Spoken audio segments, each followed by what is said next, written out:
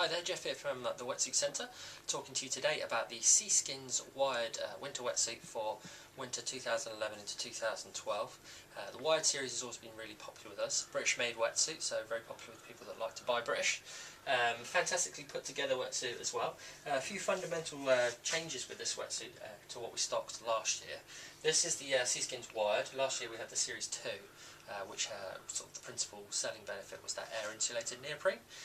With this suit that's been dropped, and a few other things have changed to make the suit much more flexible and much more performance related, so giving you loads of flexibility. They still have maintained enough features to keep it very, very warm as well. To sort of walk you through the suit from top to bottom and inside and out, the best place to start is just around the collar. They keep a single line collar basically, which has just got smooth skin on the inside. Creates a nice flat seal around your neck and basically stops any water flushing through as long as it's a good fit, and that smooth skin will stop any rub against you. The suit itself is 5'3" in terms of thickness. It's actually basically 5'4" with most suits, and what that means is the thickness of the neoprene. 5mm of neoprene on the lower body around the core where you need that thicker neoprene to keep you warm, keep all your organs warm, and moving into 4mm and then into 3mm on the top where you need loads of flexibility in the suit. This wired suit is basically it's made of 100% lightweight neoprene. They've all got different names: E3, Ultra Stretch, Super Stretch, Ultra Light, Hydroflex, whatever it is. Basically it's just the top end neoprene, which is nice and light, flexible, soft and sticks to your skin, making you very comfortable and keeping you very warm because it moves with your body. You get that 100% right the way through the suit, as you would expect. Moving on to the seams. The seams themselves are glued and blind stitch seams basically. That means that two pieces of neoprene are butted up together, then they're sewn through one side, glued through the other side, and then they're sealed on just the one side with the liquid taping.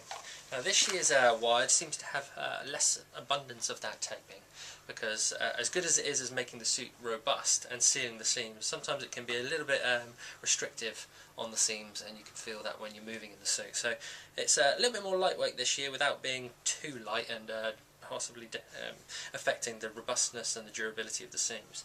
So yeah, a little bit lighter, loads of flexibility in its seams still.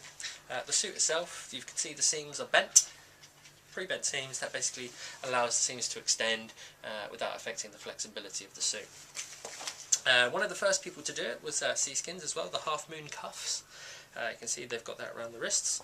Basically that's just an extra piece of neoprene which just creates a better seal around your wrist, and so the suit is less likely to ride up your arm, and also creates a better seal with the glove that you wear obviously in the winter months. So that's a nice little touch.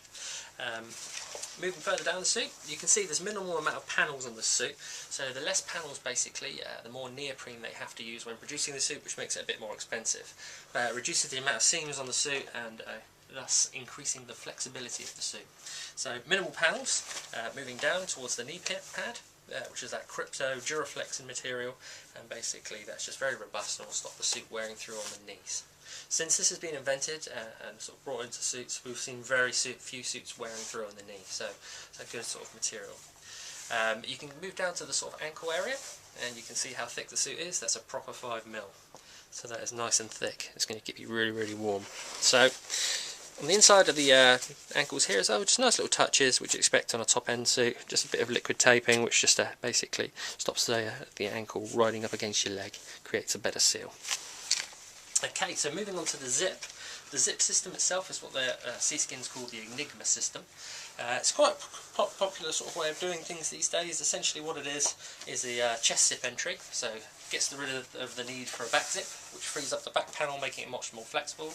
Also you've got an unbroken seal around the neck, which stops any sort of water coming in through your neck.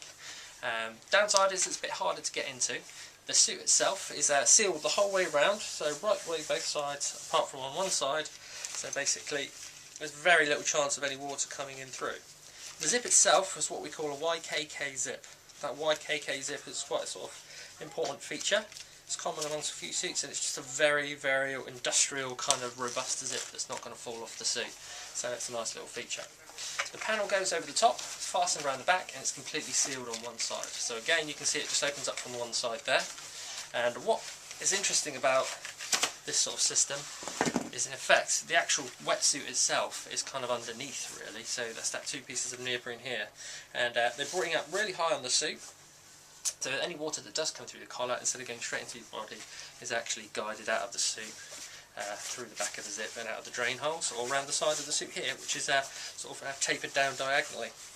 2 pieces of neoprene here, so it's not as hard as it looks it's not as hard as you would initially think to get in and out of the suit.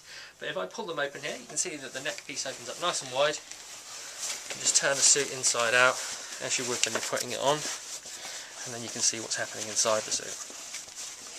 Now, one of the big things, or the key selling points of the Wired Series 2 last year was the air insulated neoprene, which was pockets of air inside the neoprene which stored heat basically and keeps you warmer.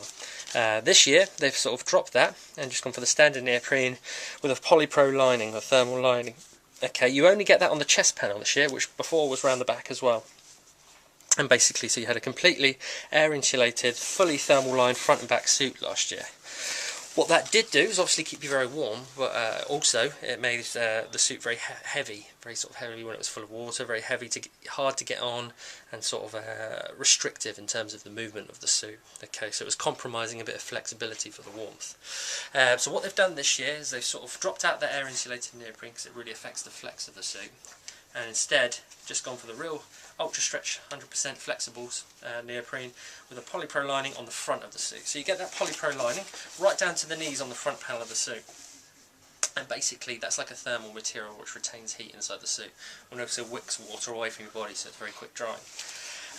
What that does basically is it frees up the back panel, which is the more important panel to have flexibility in. Okay, so it's very, very soft, very, very flexible, the back panel. So when you're moving, leaning forward, sort of moving around in the suit, it's not restricted by that heavy polypro.